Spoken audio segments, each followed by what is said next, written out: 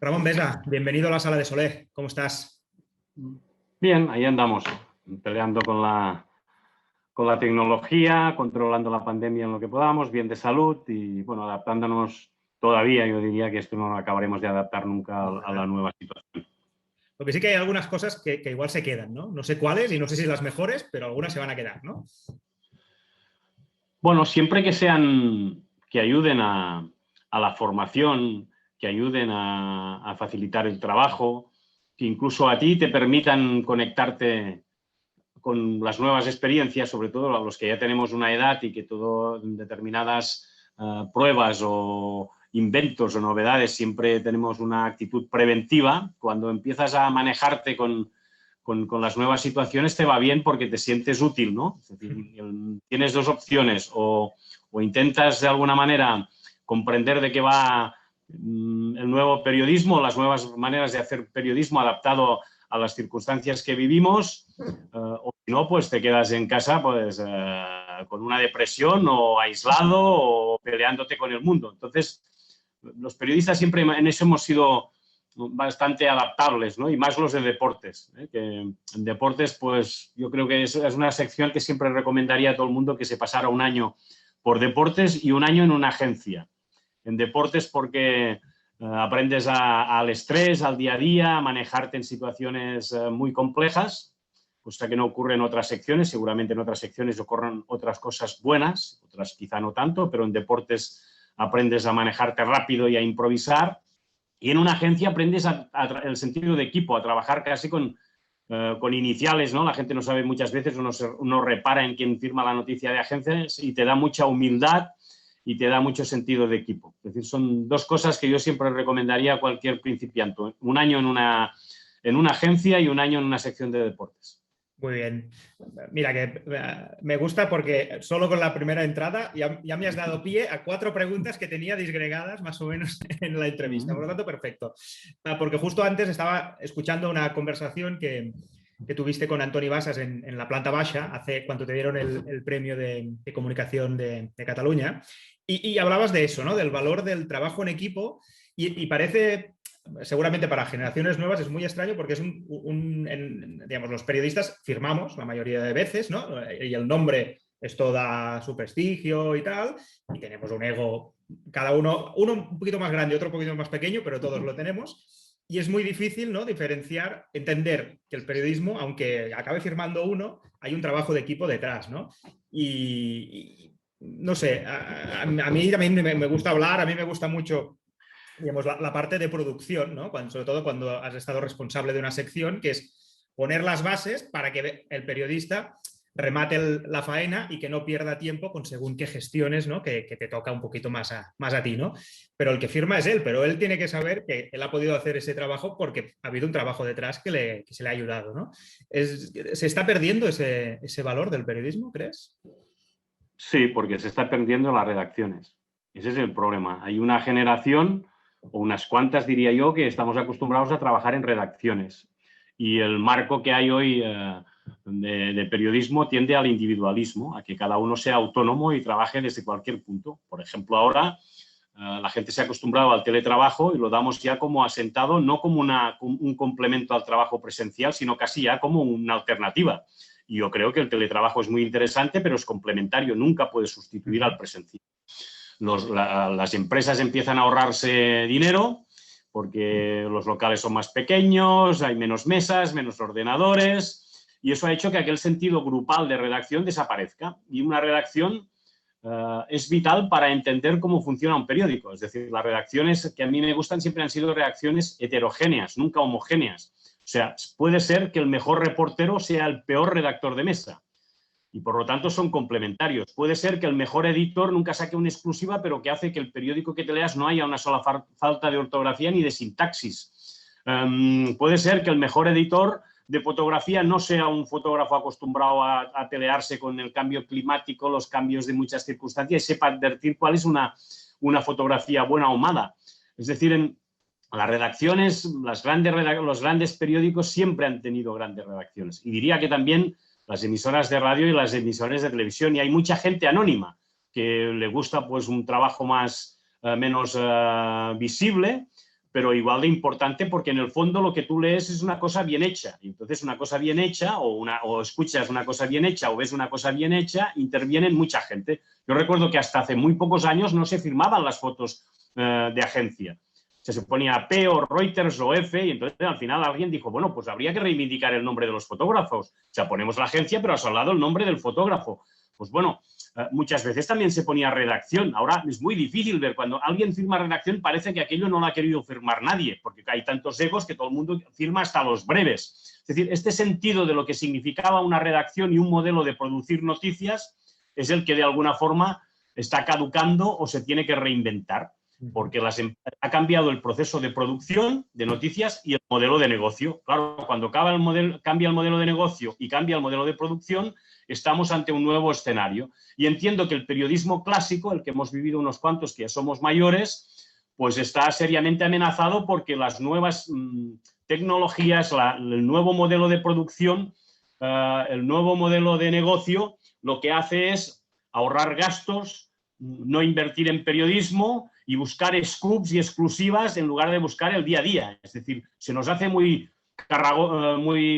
pesaroso el trabajar el lunes, el martes, el miércoles. La gente busca un gran scoop, la gente busca una gran noticia y luego ir llenando los demás días. En cambio, antes cada día era una aventura. Tú salías del periódico y cuando lo habías cerrado ya había caducado. Lo que esperabas era ir al kiosco a ver si alguien había sacado una exclusiva que tú no tenías o en tu sección no habíais dado y eso te impacientaba. Ahora, en cambio, eso ha desaparecido. Por tanto, habrá que reinventarlo, habrá que repensarlo, pero sigo pensando que lo que hay que reivindicar es el periodismo de toda la vida, adaptado al nuevo modelo de negocio, adaptado a la nueva tecnología, a lo que quieran. Pero no trago con que el periodismo ha cambiado mucho, por lo tanto hay que cambiar la manera de hacer el periodismo. Yo tengo mis dudas. Creo que lo que estamos perdiendo precisamente es el periodismo.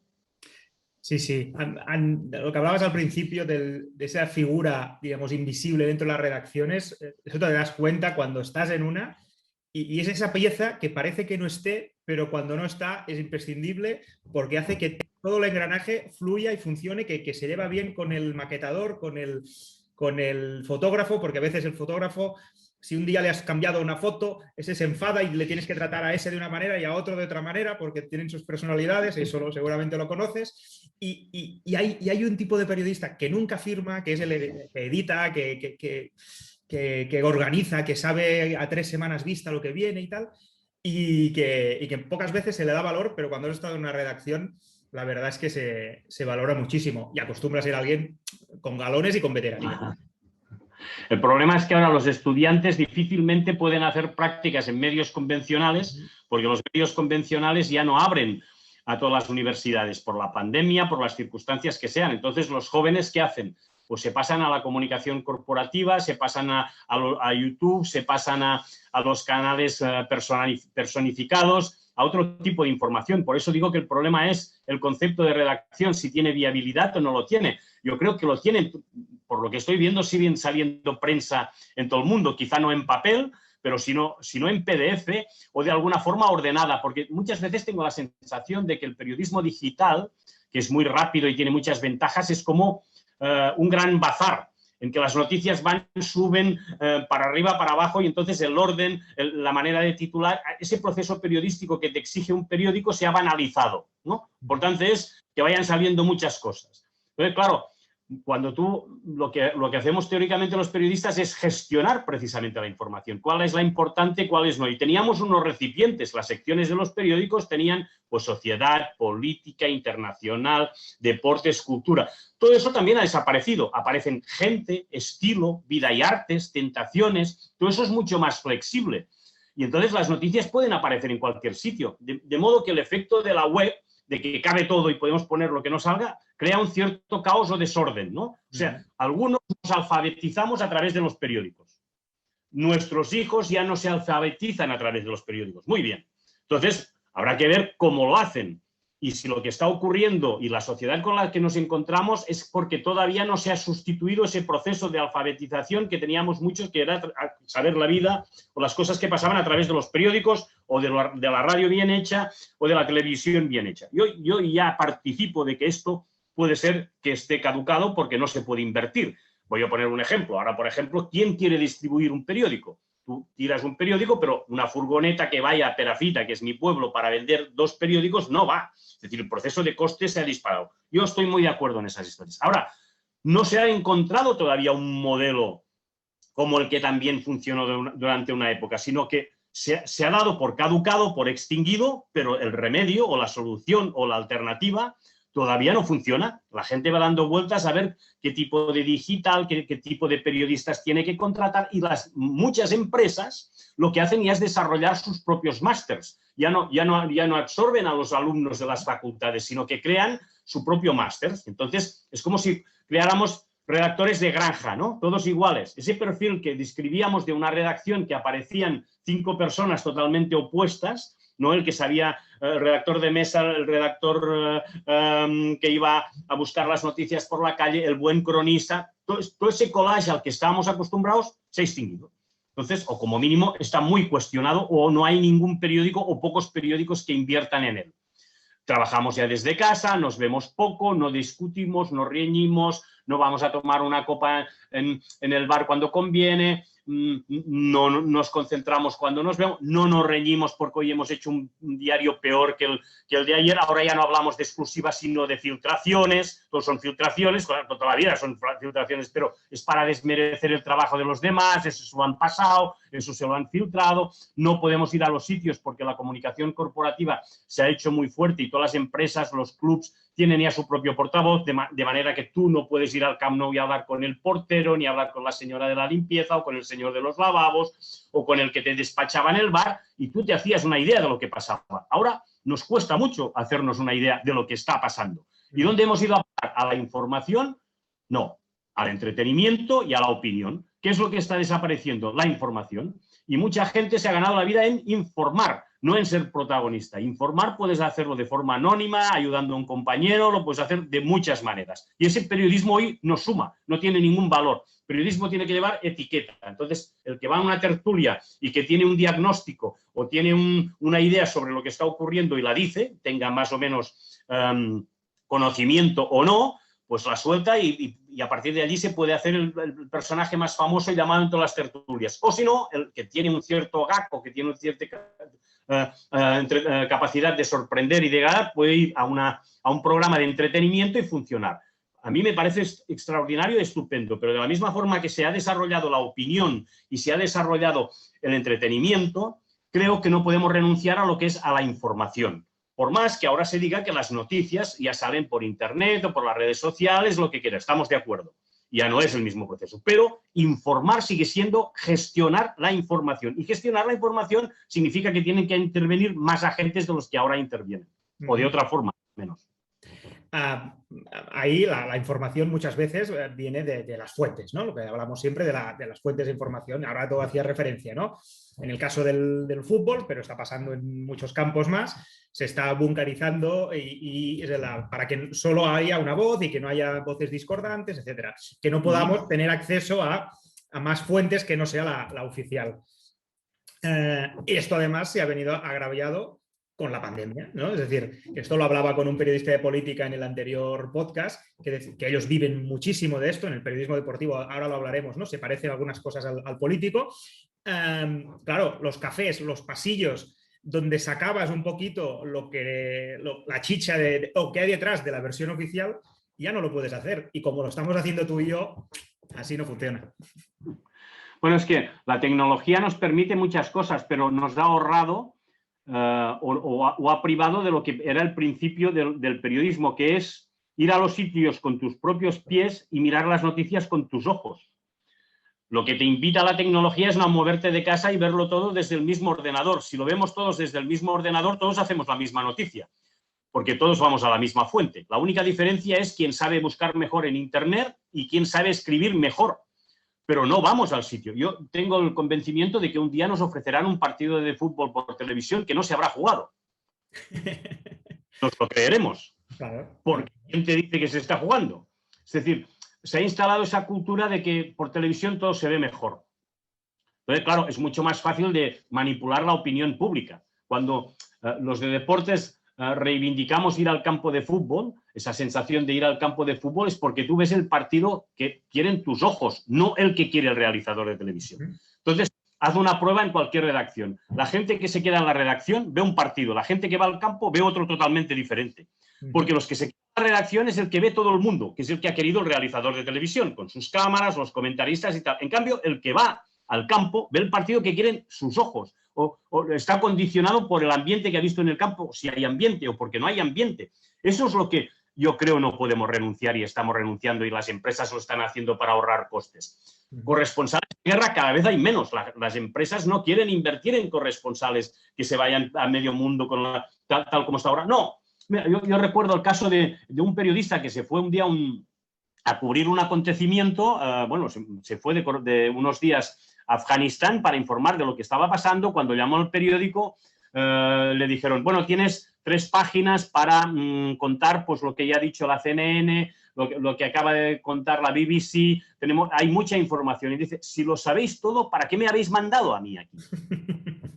Claro. O sea, ¿qué hago yo aquí en Afganistán si ya lo tenéis todo? O sea, me estás diciendo que te estoy diciendo que acabo de llegar, te estoy diciendo que tengo que encontrar un sitio donde cobijarme, te estoy diciendo que me han prestado un teléfono una compañera que conozco desde hace mucho tiempo de hazañas bélicas, como aquel que decía, y perdón por la expresión. Y tú ya me estás pidiendo 3 páginas, porque la CBS dice, la CNN, no sé qué, la BBC, no sé qué, Reuters, France Press. Bueno, si me mandáis es para que yo con mis ojos empiece a buscar lo que no te ofrece, porque esa información la tiene todo el mundo. Entonces, ¿cómo personalizas? ¿Cómo distingues a un diario conservador, un diario liberal, los matices? Pues los matices por la gente que tiene una redacción, porque tú has contratado a un determinado periodista porque supone que ese determinado periodista encaja en la idea de diario que tienes tú. Ese proceso de selección de personal, de selección de noticias, se está perdiendo. Entonces estamos en eso, en un gran bazar. Y en ese gran bazar, pues un día te parece alguien suelta una noticia tremenda y a partir de allí todo el foco se va a la noticia tremenda. O sea, vamos donde quiere la cámara. Por ejemplo, el procés, pues todo el mundo apunta al procés. Las elecciones autonómicas de Cataluña como síntoma de...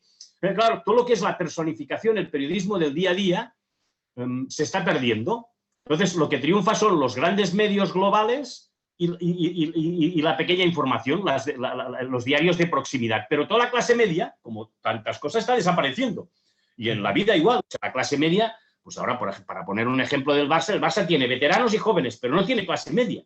Pero claro, o son aspirantes a convertirse en figuras o figuras que están buscando cómo salir de la situación, pero no hay clase media. Y en esto en Cataluña, que siempre ha sido un país de mucha clase media, pues su sentido de marcar distancia respecto a Madrid, competir respecto a Valencia, ser el corredor del Mediterráneo, todo ese juego, toda esa sociedad civil que había creado Cataluña con la Caixa, con las agrupaciones mutuas, con todo eso, está seriamente amenazada y era un modus vivendi que había permitido despegar a este país. Entonces, habrá que repensarlo. ¿Las caixas ya no tienen sentido? Pues bueno, habrá que buscar otros. ¿Los clubs que no son sociedades anónimas pueden sobrevivir? Pues no solo en el caso del Barça, tú fíjate en el caso del Sabadell o del Natació Barcelona o del Cataluña. Claro, antes el Sabadell tenía 30.000 socios. De los 30.000 socios que había, pues que una parte del presupuesto, el 10%, lo que fuera, se destinaba a deporte profesional. Y eso te permitía tener a Mireia Belmonte, a tener un equipo de waterpolo masculino, femenino, competitivo. De golpe y porrazo, los socios empiezan a decir, no, queremos que se invierta en una pista de pádel, queremos que se invierta en piscina, no queremos que se invierta en deporte profesional. Al mismo tiempo, la gente que interviene sobre el deporte profesional le piden al club que dé a todos sus trabajadores regulados en la seguridad social, que no exista el voluntarismo, que no existan las propinas. Todo eso ha cambiado. ¿Alguien lo ha sustituido? No, pero los clubes están muriendo. Alguien deberá decir qué hacemos con el hockey hierba, con el waterpolo, con la natación. Quiero decir que estamos en un momento muy crítico y esto antes los periódicos lo podían contar o lo podían describir y ahora en cambio cuesta mucho. Porque se considera que esto, como todo está tan mal o como todo no hay matices, no se explica si todo forma parte de la misma cuestión o no. Yo creo que ese es el trabajo periodístico, pues cada uno en su especialidad, pues los de economía que cuenten cómo se está regularizando el sector bancario, los de deportes que cuenten qué está ocurriendo en deportes, pero no, la pandemia, ahí estamos, el gran bazar. Y a partir de aquí entra, pues el director le gusta una cosa, al subdirector otro, un personificar, porque claro, como todo el mundo ahora todo se tiene que personificar, si no tiene cara, pues todo ya no es creíble, ¿no? Hay que verle cómo es, qué piensa, la pobreza.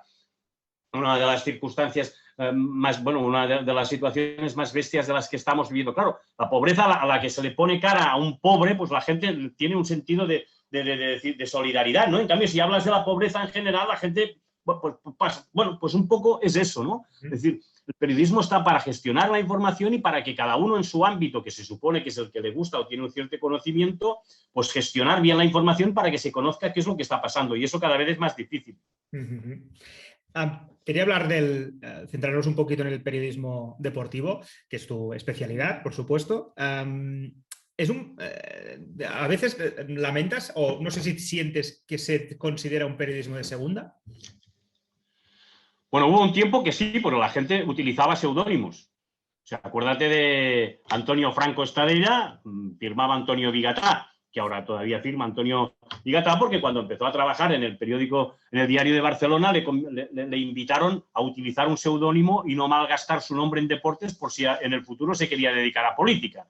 Entonces, eso penalizaba.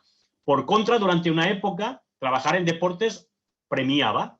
Estamos viendo que, por ejemplo, en el caso de Jordi Basté, seguramente no, los datos dicen que es su programa en RAC1 es el más escuchado de Cataluña, compitiendo incluso con emisoras españolas. Es un periodista que viene de deportes, o en su día Antonio Basas, muchos periodistas deportivos que de alguna forma han trascendido a lo que era el deporte. Es decir, pasar por una sección de deportes ya no penalizaba, sino que de alguna forma te daba un plus. Y creo incluso que de alguna forma el periodismo deportivo y el lenguaje del periodismo deportivo se ha trasladado al político.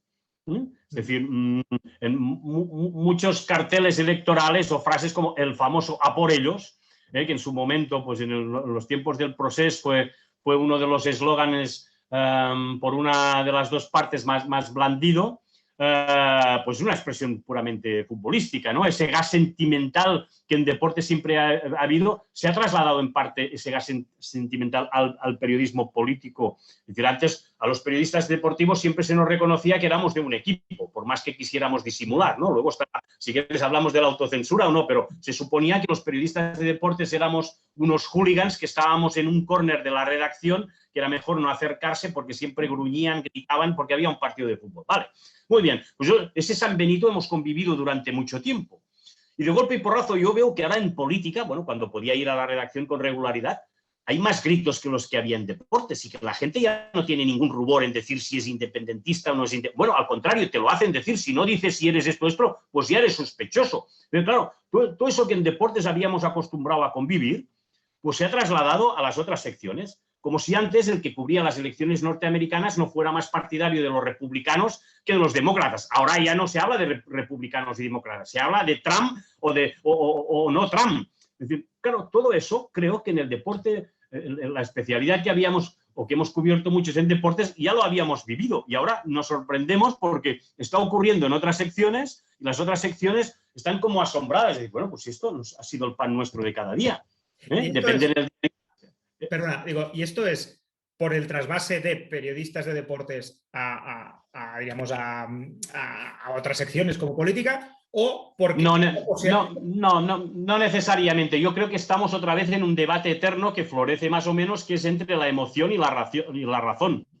Y en este momento estamos en un mundo más emocional que racional. Y el mundo de deportes es evidentemente más emocional que racional, porque es donde está la sorpresa. Nosotros vamos a ver un partido de fútbol porque sabemos que puede pasar cualquier cosa. El Barça puede empatar contra el Cádiz y tú dices, no será posible. Pues es posible. La realidad siempre está por encima de la ficción. No recuerdo ninguna película, porque no superará nunca lo que es un partido de fútbol en directo.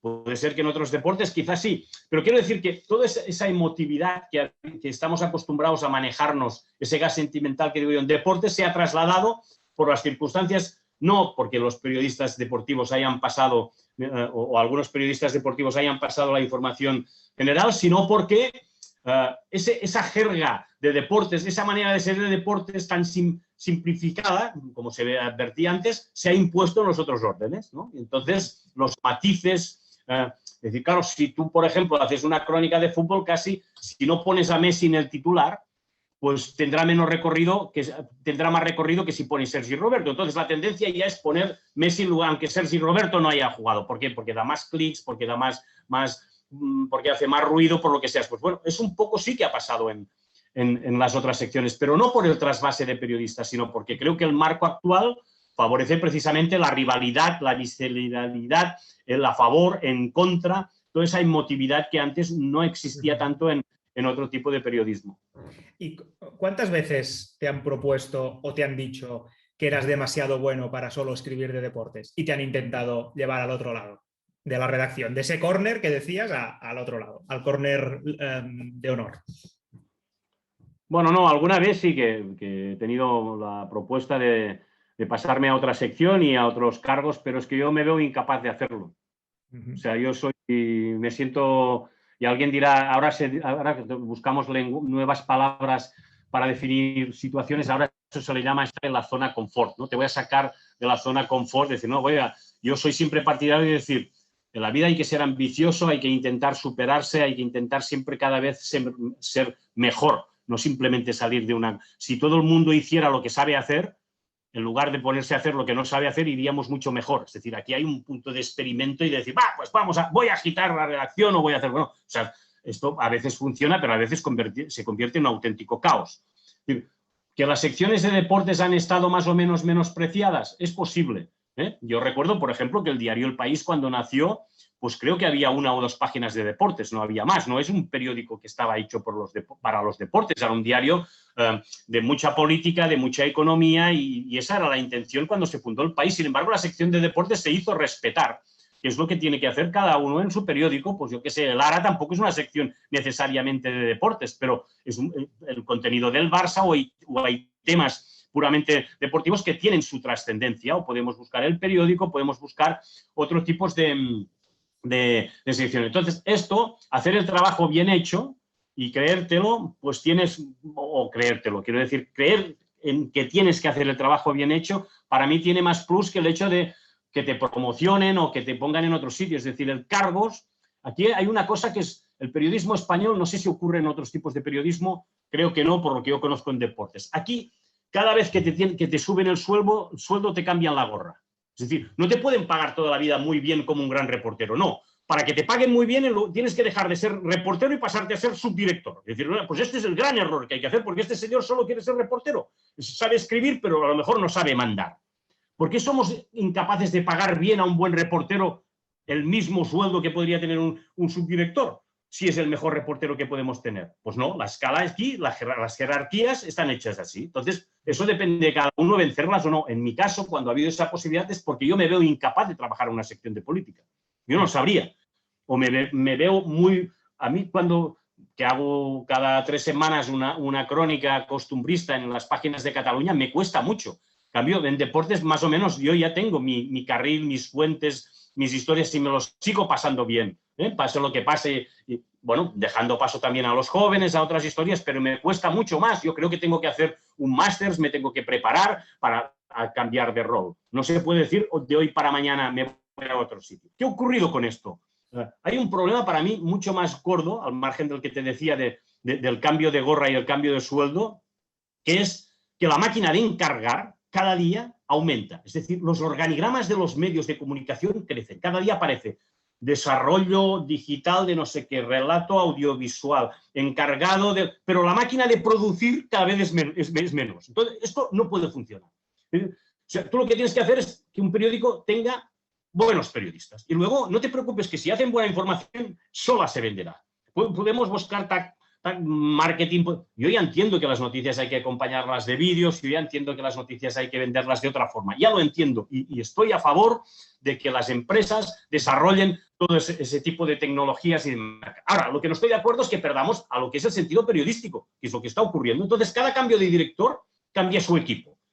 Claro, ese equipo se mantiene, salvo que el equipo destituido o el equipo relevado pues se vaya a otro sitio. Pero claro, todo eso va creciendo. Y como las secciones también cada vez van creciendo, es lo que te decía. Tú puedes encontrarte un día con una noticia de Piqué y te puede llamar de deportes, de gente, de espectáculos, del fin de semana, del especial de moda, del de no sé qué, al final dices, bueno, y lo tengo que producir yo para 5 canales del mismo medio o del mismo grupo, pues bueno, tenemos un problema, volvemos a lo del modelo de producción, nos tenemos que centrar.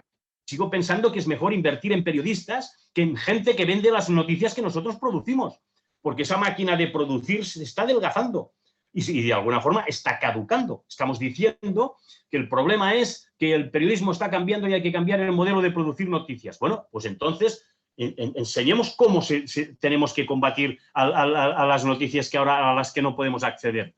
Y aquí es donde tenemos que, yo creo, desarrollar mucho más el periodismo, más que ya me parece bien, por la parte tecnológica, por la parte comercial, por la parte de marketing, por la parte de diseño, por la que quieras.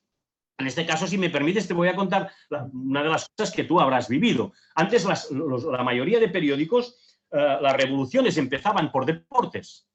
Porque ¿quién se atrevía a hacer un titular a 5? ¿Quién se atrevía a poner una foto a 5? En deportes. Y la gente decía, pues luego si salía bien lo copiaban los demás. Eso desapareció con las webs. Cuando apareció y el digital, cuando apareció el digital en las webs, esa capacidad que tenía deportes para crear novedades en los periódicos, para inventar, para los gráficos, la foto perfilada. Exacto. Nadie se atrevía en política porque consideraban que la sección era muy sagrada. Y entonces decía, bueno, los de deportes. Pues yo que sé, me acuerdo un día, por ejemplo, que Agustí Carbonell, yo estaba en El País, y donde sigo, estaba Agustí Carbonell, y un fotógrafo extraordinario, y yo le digo, bueno, ¿cuál es la foto del partido? Era un partido Barça-Valencia. Y entonces me dijo, la foto es esta, y vino con una foto en que Ocho Torena, ¿no?, el portero del Valencia en aquel momento, en lugar de chutar la pelota, tenía casi en la mano, se veía una paloma. Entonces me dijo, esta es la foto, la vamos a dar a 5, a ver si te atreves. Digo, claro, tuve que cortar, no sé si 2 párrafos de la crónica, pero era la foto. Pero claro, al día siguiente, en el consejo de redacción, hubo un problema muy gordo, porque la gente, el director, ¿dónde está la pelota? Estos tipos de fotos y tal. Bueno, eso en política era imposible que ocurriera. Pudiera ocurrir si acaso en espectáculos, pero eran las secciones que teóricamente yo siempre le llamo coros y danzas, ¿no? Es decir, hay el grueso del diario y luego hay coros y danzas, que son cultura y espectáculos y deportes, ¿no? Y allí, pues bueno, pues eso te permitía de alguna forma agitar los periódicos. Ahora lo hacen pues el periodismo digital, lo hacen las webs, pero claro, tú para encontrar una web bien organizada, para encontrar esa estructura que de alguna forma desarrollábamos muy bien en los periódicos, yo creo que todavía no se ha conseguido. Es muy difícil que haya gente que todavía, porque hay gente, lo digo al revés, que todavía prefiere leer el periódico ni que sea en PDF, ya no digo ir al kiosco, porque los kioscos ya venden más cafés que periódicos o golosinas o lo que quieras, pero el sentido del PDF, que es el de ordenar, lo que te decía antes de alfabetizar, o sea, tú te alfabetizabas leyendo página par, página impar, título A3, título A2, lo que es un breve, y tú tenías una sensación de lo que tú estabas leyendo con el periódico que tú leías o con la emisora que tú escuchabas o con la televisión que tú veías, te ordenaban un poco el día. Ahora esto es imposible. Claro, no, de esto yo siempre, cuando me he especializado más en la parte de la web y tal, claro, la sensación de infinito, claro, ahí cabe todo, no cabe, en el papel no cabe, pero tíralo a la web, ¿no? Tíralo a la web. A veces, y a la vez, hace que tampoco te esfuerces a llenar unos espacios que hay que llenar en el periódico fijo o incluso en radio, ¿no? Son unos minutos. En la web no existe eso, por lo tanto, si no tengo nada, no pasa nada, pues aguantamos una noticia de ayer y ya está, y solo tengo 2. Ya no me esfuerzo a conseguir algo mejor, tanto por exceso como por defecto. Y a veces yo he pensado, no sé si me atreveré y nadie me lo va a comprar, pero poner unos límites en la web. Venga, cada día tiene que haber 5 noticias de esta sección, de esta sección, de esta sección, pero ni más ni menos. Así las jerarquizamos, las ordenamos por importancia, las que no sean importantes no van a entrar. Y a la vez hay que llenar 5 noticias, no solo con 2, sino que hay que llenar 5, ¿no? Pero no sé, son ideas que no sé si las llegaremos a realizar. Bueno, yo creo que lo bueno es que las redacciones o en los medios digitales o en cualquier medio de comunicación convivan diferentes generaciones. Y eso de poner o etiquetar a una generación caducada o generación tapón o generación millennials, o generación... Todo eso para mí es mucho simplificar. A mí me gustaba, por ejemplo, las redacciones porque tú veías desde el que estaba a punto de jubilarse o el que estaba jubilado y no quería irse, el joven que quería entrar, eso era como una gran familia. En lo que nos unía a todos era el sentido de pertenecer a ese medio. ¿Qué ha ocurrido con el tiempo? Que ese sentido de pertenecer a un medio, la gente dice, no, no, yo ya solo respondo de mi firma. Ya no respondo del medio donde trabajo. ¿Por qué? Porque el medio donde trabajo ya no conoces al consejo de administración quien lo forman, ya no es un editor. Es decir, yo ya estoy de acuerdo que todo eso ha cambiado. Pero estoy diciendo, ¿ustedes por qué lo han sustituido? ¿Por nada? ¿O por otra forma de producir muy diferente? Ahí es donde yo quiero entrar a discutir, si acaso, mientras tenga una edad laboral o mientras necesite o no me pueda jubilar. ¿Me entiendes? O sea, hay momentos en que uno tiene que si interviene o no interviene y saber por qué interviene. Entonces, las redacciones permitían, cuando funcionaban bien, esa convivencia. Ahora nos hemos aislado e individualizado. La gente cree, si tú, por ejemplo, pides ahora un alumno de los jóvenes que tienen más talento que el que tenía yo. Yo estoy muy a favor de la juventud. No estoy en contra diciendo que los jóvenes de hoy saben menos. Al contrario, saben idiomas, cosa que yo no sé. Saben 25.000 cosas más que yo. Tienen más talento. Pero ¿cómo se introducen en un medio? Lo primero que prueban es su canal de YouTube, prueben su análisis, se meten en Internet, en las redes sociales, y entonces llega un momento en que si no trascienden o no se ganan la vida, piden trabajo. ¿Dónde? Antes ese proceso lo absorbían los medios convencionales y se creaba, había trasvases de periodistas de un periódico a otro. Ostras, el redactor jefe de La Vanguardia se ha ido al periódico, el del periódico se ha ido allí. Eso significa, ahora todo eso ha perdido sentido. Entonces, yo ya lo entiendo y que eso no tiene razón de ser, seguramente. Ahora, a mí me tienen que convencer que lo que están haciendo ahora como sustituto de ese modelo de producción, vuelvo a lo mismo, es tan respetuoso como el antiguo respecto a la manera de generar noticias. Eso es lo que veo. Y claro, y los jóvenes les cuesta acceder a ese mercado laboral porque las empresas ya no contratan a jóvenes, ya contratan además a la pieza. Todo el mundo se está volviendo autónomo, porque todo el mundo, pues autónomo te contrata todo el mundo. Ahora en plantilla ya estás amortizado, ¿no? Y cuando estás amortizado ya te buscan, o sea, bueno, pues si tu número de clics o de textos trasciende, pues a esta firma la tenemos que intentar controlar. Si no, a los 50 y pico te facturan. Porque es que estás haciendo de estorbo y tú dices, bueno, ¿quién mide que una persona de 55 años dedicándose al periodismo es más estorbo que una de 20 años? Dependerá de cada uno. Puede ser que uno de 20 estorbe más que uno de 50, digo yo. Por más que el de 20 sepa más que el de 50, dependerá de lo que quieras hacer. Entonces, claro, como la gente solo piensa en el periodismo para ganar dinero, y ese es otro concepto. Yo recuerdo... Claro, cuando empezábamos, yo qué sé, yo colaboré en los últimos tiempos de Mundo Diario y no sé cuánto dinero dejé de cobrar y seguía trabajando en la historia porque era mi vocación, pero mi vocación no era hacerme rico ni hacerme famoso, era ser un puto periodista. Ahora lo que hemos creado es toda una clase, es que el periodismo, una de las lacras que tiene es que los periodistas son famosos. O sea, lo que tiene que ser famoso es la noticia, no el periodista. Pero claro, en el mundo, todo el mundo ahora...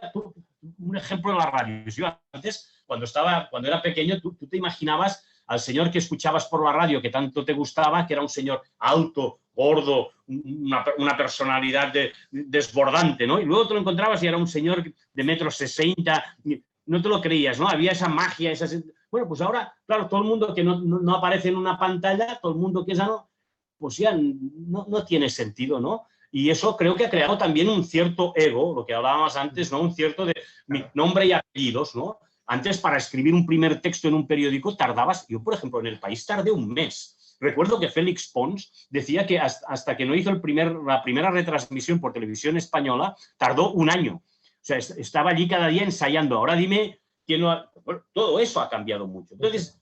¿Eso es bueno que haya cambiado? Claro que sí, porque el mundo evoluciona, no nos vamos a volver trogloditas. Lo que estoy diciendo es que periodísticamente ese modelo creó grandes profesionales, creó una buena información, creó una manera de hacer que funcionó hasta que se dijo basta. Y yo digo, muy bien. Y el basta no ha sido todavía sustituido por un modelo que dé confianza, que dé rendibilidad, que dé sentido al oficio de periodista. ¿Esto ocurre con otros oficios? Seguramente. Seguramente porque nuestros padres lucharon para que nosotros estudiáramos pensando de que todo el mundo que tenía una licenciatura se ganaría la vida. Y si luego era tan bueno, se iba a ESADE y se convertía en una celebridad. Ahora se hemos dado cuenta que ir a la universidad no es sinónimo de que encuentres trabajo y que si vas a ESADE puedes hasta falsificar también el currículum o pueden pasar muchas otras cosas. Por lo tanto, toda aquella cadena de formación que nosotros tenían y que nuestros padres creían ha variado. Y me veo incapaz, como verás, porque no me quiero hacer pesado, de ver cómo funciona la alternativa. Simplemente intento adaptarme y ver cómo es, pero todavía no lo he descifrado. Tú que eres, ahora ha salido en la conversación, ¿no? Además de periodista del País, profesor de la Universidad Ramon Llull de periodismo, de la Blanquerna. Y en un podcast anterior, hace un par de podcasts, hablé de una polémica que hay habitual en el mundo del periodismo, que es la carrera sí, carrera no, ¿no? Es decir, para ser periodista, para ejercer de periodista, se debería pedir obligatoriamente el título. Es decir, en los medios públicos eso sucede así, en los medios privados no sucede así. Es decir, no es como un médico, un arquitecto o un abogado que tiene que trabaje en público o en privado, es obligatorio. Ahí hablé con una persona que me defendió que esto tenía que ser así. Y hablé con Carles Fité, que lo conoces muy bien, que no es periodista, nadie le puede negar que no sea un buen periodista y no ha estudiado periodismo. Un par de cursos de radio y poco más. Y es un buen periodista. Y Toni Padilla, que lo conocemos, lo mismo. Es un debate que está abierto. No sé tú qué opinión tienes. Venga, va. Pues a ver, dime cuántos periodistas tienen en el despacho de su casa encuadernado el título. Yo no. Tú vas al despacho de un médico, tú vas al despacho de un notario, tú vas al despacho de cualquier profesional liberal respetado, tienen un arquitecto, la orla del día de la licenciatura, el cuadro, su majestad, el rey, no sé qué. Periodista, nadie, porque no nos creemos el título. O sea, lo que tiene sentido es que los que se gradúan o la gente que va a la universidad y que ha convertido ese oficio, porque esto era un oficio convertido en un grado, en una licenciatura, le tienes que dar valor.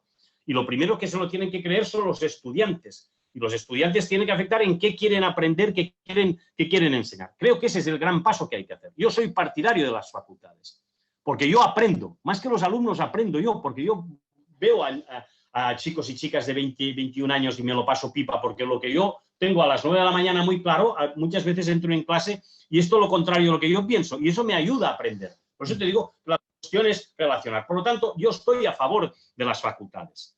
Lo que estoy a favor de las facultades es que aquello que se había permitido sobrevivir hasta ahora, que era que la gente se hacía periodista y esa era una carrera de carril, que todo el mundo, venga, periodista, pues ahora ya no lo puede absorber el oficio. Eso hay muchos periodistas en paro, ya no es una garantía de que ir a la facultad. No solo porque el certificado o el título o el grado es una garantía de trabajo, sino porque tal como se está enseñando hoy, si tenemos esas dudas sobre en qué se está convirtiendo el periodismo, la facultad tampoco lo tiene claro. ¿Qué tipo de enseñanza hay que hacer en las facultades?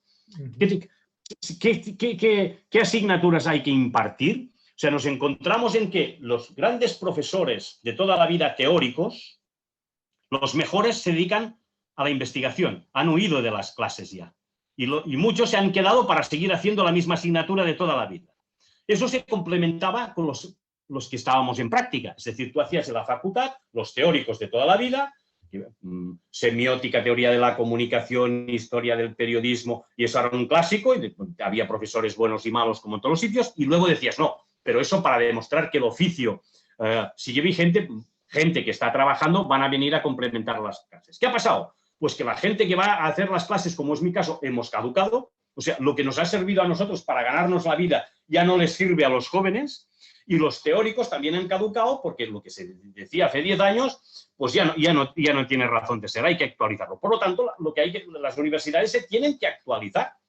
Y todavía las facultades hablan de géneros interpretativos. Tú dime hoy, ¿quién sabe qué es un género interpretativo? Y claro, si las crónicas están desapareciendo, las crónicas están desapareciendo en favor de los análisis, de los artículos de opinión, la crónica como crónica. Si la gente ha visto el partido por televisión, muchas veces me pregunto, la gran duda que yo tengo es si tiene sentido que haga una crónica de un partido, porque hay 100 señores que hacen análisis del 4-3-3, del 3-3-2, el embotellamiento, el embudo y no sé qué, y luego el otro la opinión, así no se puede hacer. Es decir, ¿una crónica en qué consiste? Bueno, pues esto, si las universidades no son capaces de desarrollar un plan que tenga en cuenta qué es lo que necesita un periodista para al día siguiente ganar, para el año, cuando sea mayor, ganarse el jornal, pues lo tiene mal. Y en eso estamos, porque viven la misma crisis que estamos viviendo nosotros. ¿En qué consiste hoy ser periodista? Ahora, las facultades, por ejemplo, comunicación corporativa, comunicación de responsabilidad social, todo eso, hay gente que ha desarrollado, le ha permitido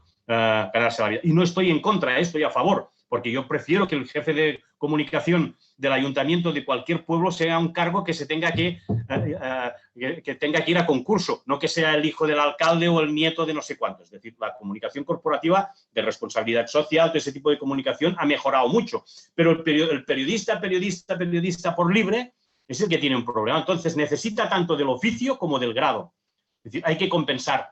Y en la universidad no solo se va a aprender y que te den un título, sino que puede ser que te encuentres al profesor que te oriente y que sea una suerte para tu vida. Puede ser que encuentres compañeros extraordinarios, es decir, no simplemente es sacarse el graduado. Por lo tanto, yo estoy a favor de la titulación, estoy a favor, de la misma forma que la gente que todavía no se había titulado pudo acceder a los medios con 5 años de experiencia durante un título. Pero volvemos a lo de siempre, no hay la necesidad de exhibir el graduado ni tampoco de colegiarse, porque claro, esa es otra.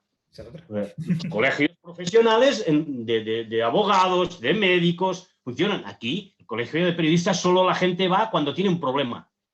Cuando oye, me han denunciado o quiero denunciar a alguien, yo lo sé porque he estado 8 años en el colegio de periodistas, porque creía que era una cuestión de que yo le quería devolver al oficio lo que yo pudiera. Y durante 8 años, además, estuve en la comisión de vicedecano de ética. Imagínate, los pueblos de ética que yo he llegado a vivir y saber y que guardaré en mi memoria para no hablar de casos particulares.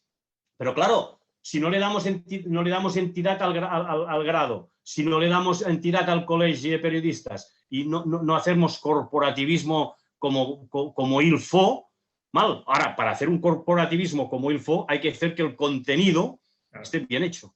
Y aquí es donde tenemos el problema en este momento. Muy bien. Hacemos una pasadita por las elecciones del Barça, porque el periodismo deportivo muchas veces se asocia digamos, a crónicas, ¿no? Como comentabas antes y tal, y cada vez más pues, pierden el sentido por el tema de que todos vemos el partido por televisión, ¿no? Pero el periodismo deportivo es mucho más. Y con unas elecciones en el Barça se demuestra más. Ahí se parecen, esto lo hablé un día con Joan Jupallás y tal, el periodismo deportivo en el sentido de seguir una directiva y cuando hay elecciones, pues lo mismo, ¿se parece al político? Es decir, ¿tiene una manera de hacerse de seguimiento parecida? ¿O lo aplicamos así porque no estamos acostumbrados a elecciones en clubs y aplicamos el modelo, la plantilla de la política?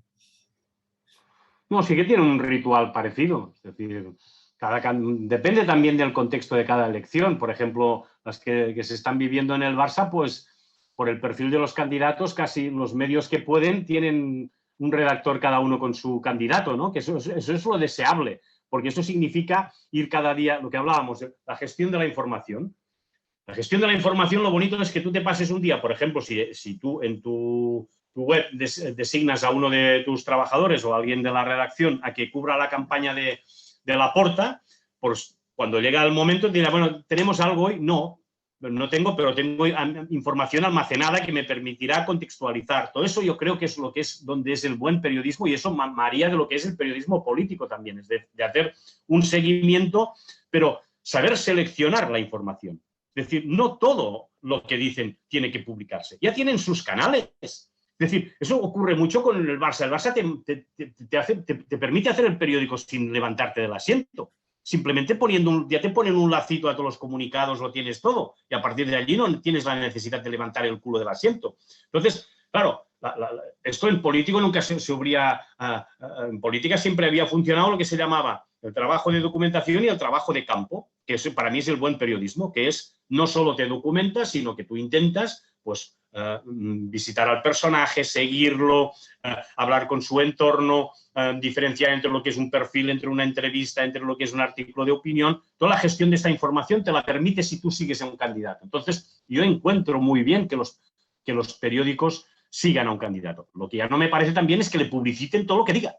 Es decir, esa necesidad de que tú estás asignado a un candidato y si no publicas nada o publicas una cosa de otro, es que, bueno, ya está mal hecho. Oiga, por favor, me equivocaré yo. Usted no es mi jefe ni redactor jefe. Yo sigo su campaña, pero yo publicaré lo que me parezca, lo que me parezca, lo que yo crea noticia. Entonces, si somos capaces de hacer esto, sí. Si lo convertimos simplemente en un blog de notas, de publicitar cada día lo que está ocurriendo, pues hoy tenemos 3 páginas de elecciones. Aquí va, para que no se quejen, media página de Víctor Font, media página de Laporta y media página de... Entonces, pues no, para mí eso son cuotas, que soy totalmente contrario a las cuotas. Pues puede ser que un día las elecciones necesiten 3 páginas y un día ni una, porque no se ha dicho absolutamente nada.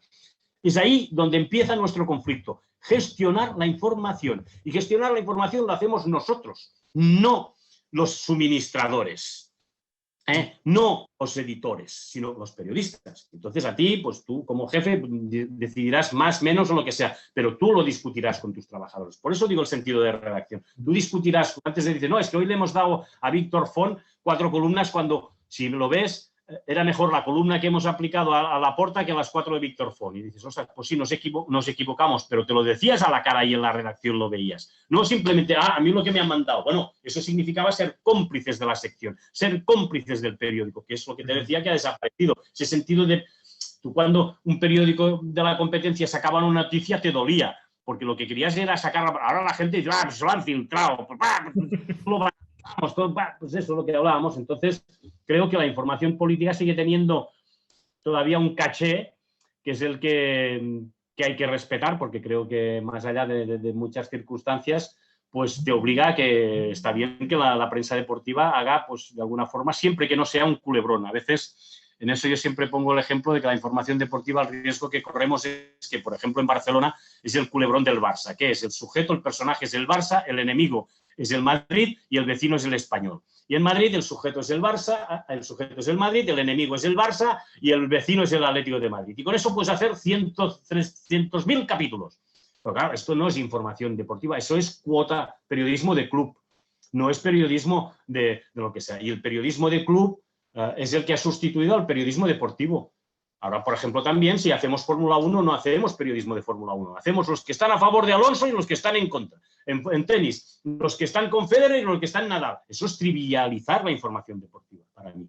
Pero es mucho más sencillo, porque te da al entretenimiento y a la opinión. Ahora, la información no tiene valor. No, es que la información no existe. Este es el gran error para mí. Estar informado no consiste simplemente en leer tweets. Estar informado significa leer un periódico o escuchar una radio o una televisión en el programa entero, no simplemente quedarte con el scoop o con el titular. Ahora que dices el tema de las fuentes, vuelvo al tema de cuando hay que seguir la información del club, ¿no? Pues tienes que tener fuentes en la directiva, ¿no? Que son los que toman las decisiones y tal, y tienes que ganarte esa directiva o ese directivo concreto para que te cuente las cosas cuando están a punto de pasar o lo que sea. Pero esto con los futbolistas no puedes funcionar de esa misma manera, obviamente. Y además, también ha cambiado mucho hace, dile, 25 años, por no irnos mucho más allá, que ahora, tú que has podido vivir, digamos, esa transición, ahora, ¿cómo se consigue información de un vestuario? Es muy difícil. Es muy difícil que tengas... De los futbolistas, difícilmente, veas, son como estrellas del pop. Yo siempre pongo la diferencia que hay entre asistir a unos Juegos Olímpicos donde los nadadores, los atletas, cualquier deportista que allí conoces es una fuente para toda la vida, una fuente no para noticias, sino para contextualizar las cosas, que es que muchas veces es contextualizar. Y en cambio en fútbol eso es imposible porque no convives con ellos, salvo que puedas personalizar. Y personalizar exige tiempo. Es decir, claro, los periodistas ya no comparecen en las salas de prensa. Hemos dejado de respetar el espacio común. La única zona donde todos somos iguales es una rueda de prensa en los espacios comunes. Eso ya ha desaparecido. Hacen el canutazo de la tele y se fue. Por lo tanto, ya tenemos un problema. Luego era el ir cada día al campo. Y entonces un periodista y un futbolista aprendían a confiar el uno en el otro. Y aquí hacías las fuentes, ahora eso también ha desaparecido. Entonces, ¿cómo las consigues? Pues imposible. O sea, puede ser que tú tengas un teléfono todavía de alguien que has conocido hace mucho tiempo, pero ahora para un futbolista te manda la gente o el padre, o claro, ¿de dónde sale la información? Pues más de gente, yo qué sé, de empleados o de gente que vive en un vestuario, porque hace mucho tiempo que le conoces. ¿Qué hacen los clubes? Si hay muchos empleados veteranos, los sustituyen porque ya no se fían de ellos, ¿no? Entonces llega, yo qué sé, el grupo de Quique Setién o el grupo o el entrenador Valverde o el entrenador fulano, lo primero que hace es llevar su médico de confianza, su preparador físico, su psicólogo, su preparador de porteros y sustituye los que están en el club. Entonces, si el del club está sustituido y lo echan por ahí, entonces, como está dolido, es el que a lo mejor te puede dar información si vieras. Entonces, te tienes que ir manejando. Pero obtener información fiable es muy difícil porque la gente no piensa en invertir. La gente no piensa en que ganarse una fuente lleva tiempo. La gente piensa en qué titular vas a sacar mañana y en qué vas a hacer mañana. Esto antes no tenías esa presión, ahora sí. Ahora, para ganarte una fuente, yo no conozco a nadie que se gane una fuente en un día. Eso es un trabajo de mucho tiempo. Antes te llevaba muchas comidas, te llevaba muchas llamadas de teléfono, te llevaba muchos cebos y pruebas que te ponían para ver si eras de fiar o no eras de fiar. Y cuando tenías una fuente buena, pues bueno, cada uno es mejor o es peor, pero te costaba. Porque esa fuente no es simplemente una fuente. O sea, las fuentes, las mejores fuentes son aquellas que te facilitaban una información porque creían que la tenían que facilitar porque lo que estaba ocurriendo en el club o lo que estaba ocurriendo en el vestuario ya era insostenible. Era como un ejercicio de decir, hasta aquí hemos llegado. No era una traición al club. ¿Me explico? Yo te contaré una anécdota, siempre cuento la misma, pero me ayuda a situar. Una vez, yo siempre, uno de los rituales que hacía en el Camp Nou era ver al señor de la barrera, ¿no? El señor que estaba allí en la barrera, que levantaba, Antonio Calderón, en un tiempo, aquel señor que ahora está en Extremadura, un señor encantador. Y un día le dije, ¿qué tal, Antonio? Pues, ¿cómo va? Ha llegado Ronaldinho y me dice, el coche sí. Y digo, ¿qué significa el coche? Sí, vete, Ramón, que tengo mucho trabajo, no me des la brasa. Claro, luego con el tiempo descubrí que lo que hacía Ronaldinho, en lugar de ir en el coche, iba el chofer solo. O sea, de manera que tú veías que entraba el coche de Ronaldinho, deducías que Ronaldinho iba dentro, que lo aparcaba y entonces o estaría en los servicios médicos o estaría en el campo de entrada, porque había el coche era sinónimo de que estaba Ronaldinho. Pues no iba Ronaldinho, como los cristales eran opacos, ¿no? Que ya no los podías ver, el que iba solo era...